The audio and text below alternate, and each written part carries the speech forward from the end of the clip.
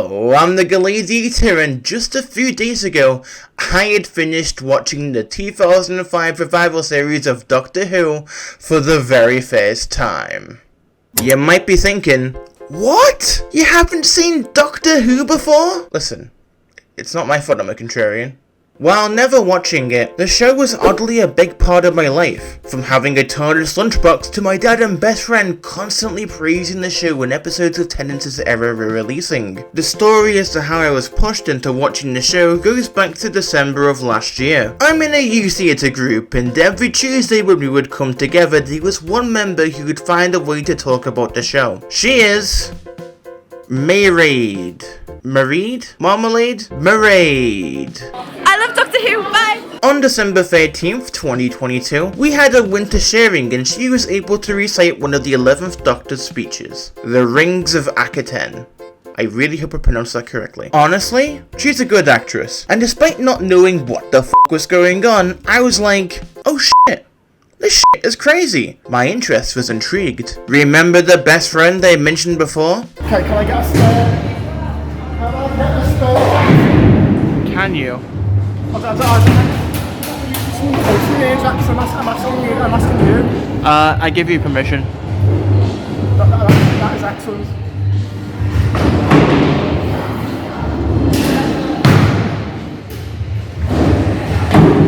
Oh, it's like a 2 centimeters off. Come on. Yeah, I declined my permission. His name is Benjamin, and he was an audience member during the sharing, to which after he was prompting me to watch the show. So, I watched the first 4 episodes of the show. It was good, fine, but I didn't have much interest in binging a new show, and I got the craziest flu of my life. God, December sucked. So fast forward to August, where Benjamin would show up to my house every week as I wanted him to watch the Spectacular Spider-Man. Brilliant cartoon. To make it fair, I said that he could let me watch Doctor Who. I don't know why I thought it would be fair. There's 26 episodes of Spider-Man, each being 20 minutes. There's about over 170 episodes of Doctor Who, with the length of each being 40 to 70 minutes long. Watching this took 4 weeks. So yeah, did I like the show?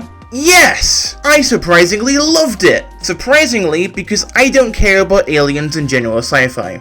I literally never got into Star Wars until last October, yet I still refuse to watch the Disney Plus stuff. So my binge started at Series 1, Episode 5, World War III. We've got weird looking aliens and fart humour. Delighted you could make it. We're meeting upstairs. That's the spirit. Off you go. Questioning my life choices right now. Kidding! Series 1 was great. It truly serves its purpose towards bringing a new generation of kids into the world of Doctor Who without the constant exposition of the previous 8 Doctors and their stories. The Dalek episode in particular was really good. Everyone knows what the Dalek is, but the episode makes the effort to showcase how powerful one of them is by utilising their abilities, and to even see the mutated creature inside their casing. I'm not going in depth on the episodes by any means, but for me, this was the earliest big standout episode. Fun! Christopher Exoskeleton plays the character well. Sure, he looks as if he was just arrested for committing arson, but he's good. Fantastic! Just wish he stayed a bit longer. Oh, that's right. Barcelona. But then we get to David Tennant. From an outsider's perspective, Tennant seemed like the main guy. Everyone was talking about him. Little old Mr. Time Lord Victorious with his Scottish accent and autistic characteristics. Several years ago, I did karate lessons. Hi-ya! Several years ago, I did karate lessons, and after, I walked in on my dad reading a magazine which had Tennant on the front cover. He was telling me about how the Doctor would time travel and go to different planets and...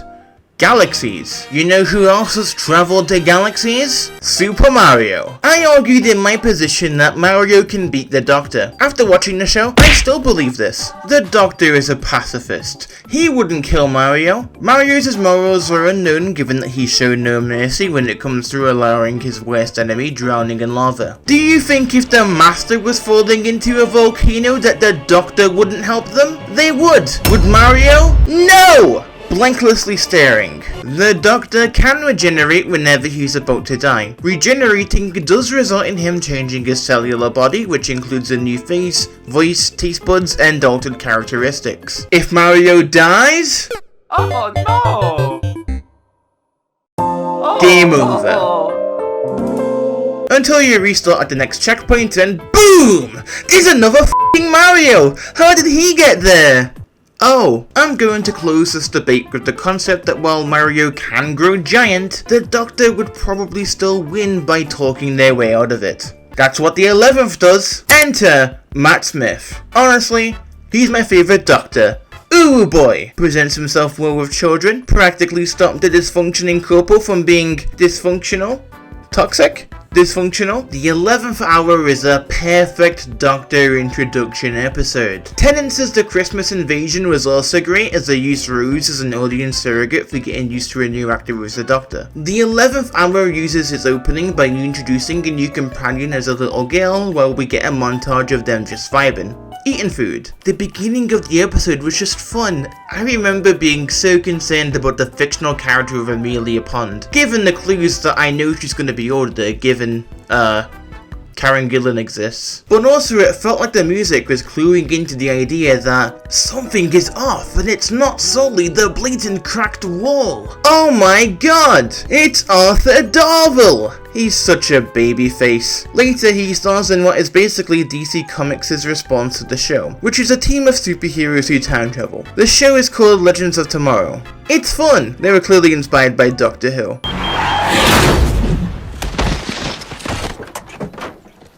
We go out for one lousy drink and you guys somehow manage to pick a fight with Boba Fett. Doctor Who! Doctor Who! Doctor Who! And then...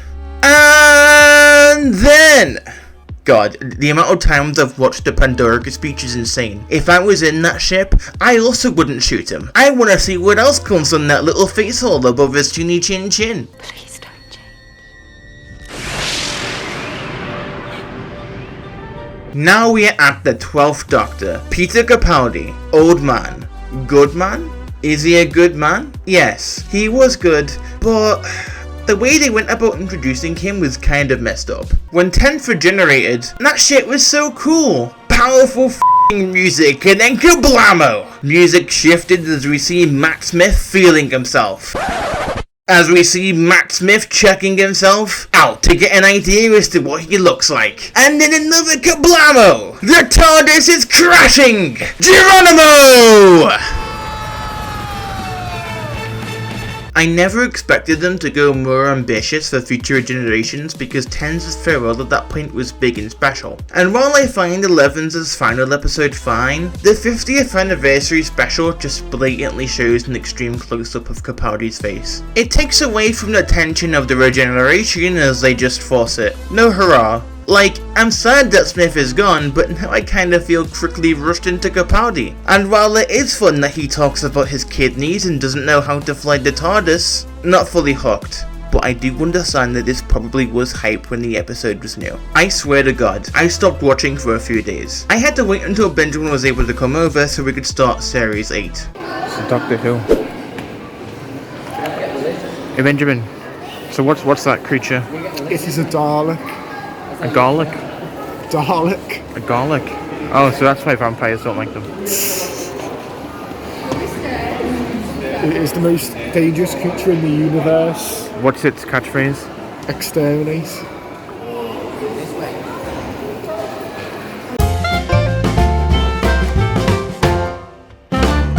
There's not much else I need to say, but I hated his intro. Doctor Who intros are important, but sometimes it felt like the show didn't know if they wanted it to fade in or cut to it after the recognisable sound.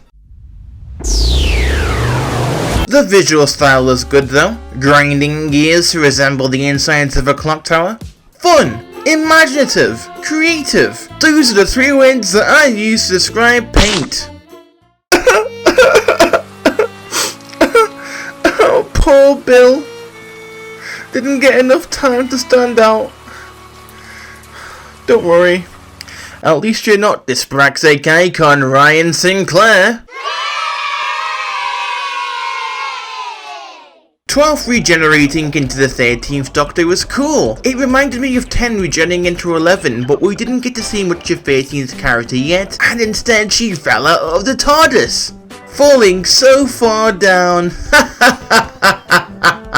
What a terrible downfall. That was a joke. Jodie Whittaker is good. She's a great actress, and honestly, it's not fair that she had to be paired with a terrible showrunner. I can only imagine the fuel that misogynists must have had when they tried to correlate the error being not great to the fact that the Doctor is played by a woman. Wait, who's that?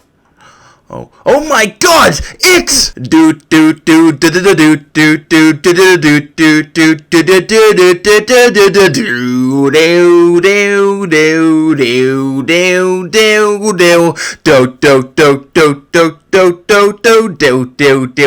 do. You're doing it, mate! I can say whatever I want about this era, but I won't! It's been done to death. And guess what? Russell T Davies is back. And guess what? So is Tennant. And after him, there's Ncuti Gatwa, who in this photo looks as though he's wearing the set of the Jeremy Kyle show. Who said it was a criticism? So that concludes the video. Be sure to like and subscribe if you want more Doctor Who videos, because there's so much more I want to talk about, like comparing the new Who intros, and there's a lot to discuss about River Song and Stephen Moffat in general. Woo! Yeah. Feels so good to have watched every episode of the show. Huh? What is this? No, no, no, no, no, no, no, no, no, no, no! Oh no!